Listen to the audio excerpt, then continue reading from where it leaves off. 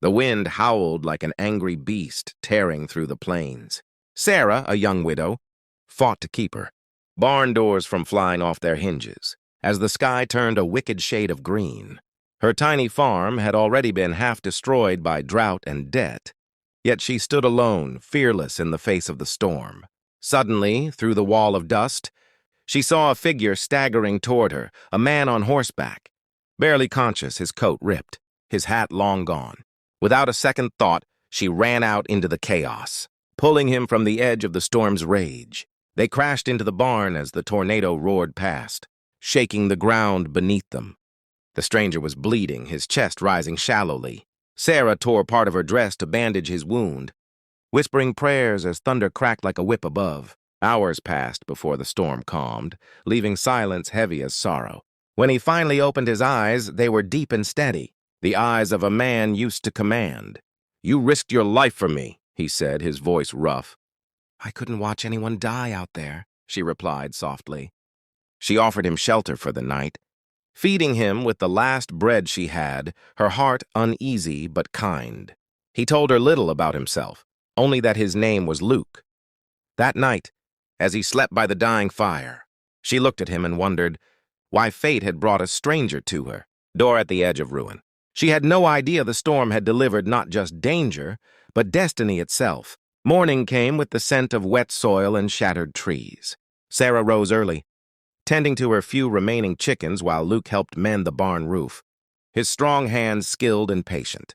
Over the next few days, he worked silently, fixing fences, hauling water, and repairing things Sarah thought were beyond saving. A quiet friendship grew between them, born from hardship and mutual respect. Yet there was something different about Luke. He rode into town one evening and didn't return until late, bringing supplies she hadn't asked for and food she couldn't afford. When she protested, he simply smiled. "Call it a thank you," he said. But the town soon buzzed with whispers. When Sarah went to the general store, the shopkeeper's eyes widened. "You don't know who that man is?" he said. "That's Luke Carson, the man who owns half the county. The Carson Ranch, the mills, the railroad, everything." Sarah froze. Her breath caught between disbelief and awe. The man she had fed with her last loaf of bread was one of the richest men in the territory. When Luke returned, she confronted him, trembling. "Why didn't you tell me?" she asked. He looked at her gently. "Because for once I wanted someone to see me as a man, not a name." Tears welled in her eyes as she realized that the storm hadn't just destroyed, it had revealed hearts stripped bare. A few days later, Luke returned with a wagon full of workers. He rebuilt her farmhouse, paid off her debts, and placed the deed of her land back in her hands. "You "Saved my life," he said. "Now let me save yours." The townsfolk spoke for years about the widow and the cowboy, about how a tornado of ruin turned into a whirlwind of fate. Sarah found not only peace but a new beginning, beside the man who had once been a stranger in the storm.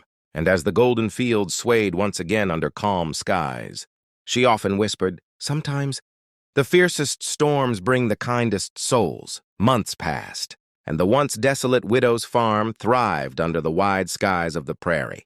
Green fields swayed where dust once ruled. Sarah walked each morning through the wheat, her scarf fluttering like a flag of victory. Luke rode beside her most days, his presence quiet yet powerful. The bond between them had deepened, born not of pity but of shared strength. Yet Sarah's heart wrestled with fear. She had learned to survive alone, and the thought of depending on someone again terrified her. One evening, as the sun sank behind the hills, Luke stopped by the barn, where the scent of hay and memory hung heavy. "Sarah," he said softly, "I'm leaving tomorrow. Business calls me back to the ranch." Her heart clenched at the thought. "Then go," she whispered, fighting back tears. "You've already done more than enough." But before leaving, Luke placed a small box in her hands. Inside was a silver locket engraved with a simple line, "For the woman who faced the storm." She couldn't speak. She could only watch him disappear into the horizon, dust rising in his wake. Days turned to weeks. Sarah worked harder than ever, pouring her soul into the farm. But she missed his laughter, his calm silence, the way he'd tip his hat before sunrise. One morning, a letter arrived sealed with wax. It bore the Carson crest. Her hands trembled as she opened it. "Meet me at the ridge where the storm first found us," it read. That evening, she climbed the hill as twilight kissed the land.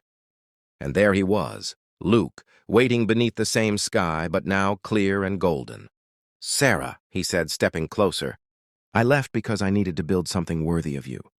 The Carson lands, half of them, they're ours now. Together." She gasped as realization dawned. He had signed half his empire in her name. "Why me?"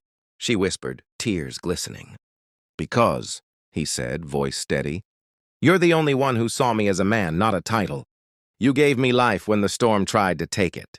As the golden wind brushed across their faces, Luke took her hand. The earth around them hummed with promise. "Marry me, Sarah," he said, eyes gleaming with the same fire that once raged in the tornado. She smiled through tears, nodding. "Only if you promise, no more storms." He laughed softly. "Only sunshine from now on." The prairie, once broken and barren, now glowed like heaven itself, and for the first time since tragedy had stolen her past, Sarah felt safe in the arms of tomorrow. The years rolled gently over the plains, soft as the golden waves of harvest. Luke and Sarah's love had sky tore itself apart and then stitched its wounds with dawn. The Carson Ranch had risen from ruin, stronger than ever. Its fences stretched for miles, its barns shone like silver in the sun, and its fields whispered the names of those who had fought for it. In the heart of it all was little Eli Carson, the son born beneath the calm that followed chaos. From the day he took his first steps, the boy carried both his parents' fire, Sarah's unyielding kindness and Luke's quiet strength. The ranch hand said the wind followed him when he ran through the meadows, swirling around him like an old friend. He grew up listening to the tale of the storm that brought his parents together, his wide eyes glowing every time Sarah ended with, "Sometimes, son, love doesn't walk to your door, it crashes through the sky." Luke taught him to ride. Before he could read, and by 12, Eli could tame wild horses that seasoned men wouldn't dare approach. But the older he grew, the more restless his heart became. He longed to see the lands beyond the county line, the mountains, the rivers, the world his father once owned but never spoke much about. One summer, when Eli turned 18, another storm loomed, not from the sky, but from the hearts of men. A wealthy railroad tycoon from the east laid claim to part of the Carson lands, saying old deeds had never been cleared. It was a legal storm, a threat to everything the family had built. Luke, older now, rode to town to defend his name. But the tycoon's power ran deep. Lawyers, sheriffs, and judges all bowed to his gold.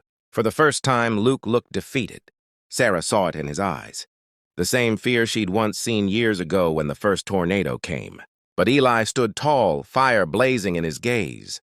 "Pa," he said quietly, "the land may be yours. But the fight, let it be mine." Luke studied him, seeing in that young face every battle he'd ever fought. "Then fight with honor," he said. "Remember storms pass, but men stand because of their roots." Eli rode into town the next day, his coat whipping in the wind, dust spiraling behind his horse. The court was full of powerful men who sneered at the boy who dared to challenge them. But Eli spoke with calm and conviction, presenting old records his mother had guarded for years, proof that the land was rightfully theirs. When the tycoon tried to bribe the judge, Eli's words struck like thunder. "You can't buy what was built by faith," he said. "You can't own what the storm gave to the brave." His voice carried through the courthouse, like the echo of destiny. By sunset, the verdict came. The land remained in the Carson name. The people cheered. Luke, watching from the back, felt tears warm his weathered cheeks. When they rode home that evening, the sky burned gold, the same shade it had turned the day Sarah and Luke had promised each other forever. Eli rode ahead, standing tall in the saddle, his silhouette cutting against the dying sun. Sarah placed her hand over Luke's, whispering, "He's the future." Luke, the calm after every storm. Luke nodded, pride swelling in his chest. "No," he said softly, "he is the storm, only this time, one that builds, not destroys." As the ranch came into view, its sign gleamed in the fading light. "The storms brought us here. Eli stopped to read it, then smiled. "And now," he murmured, "it's time to see where the wind will take us next." The wind rose again, gentle yet mighty, as if blessing the boy who carried the legacy of love, courage, and rebirth in his heart.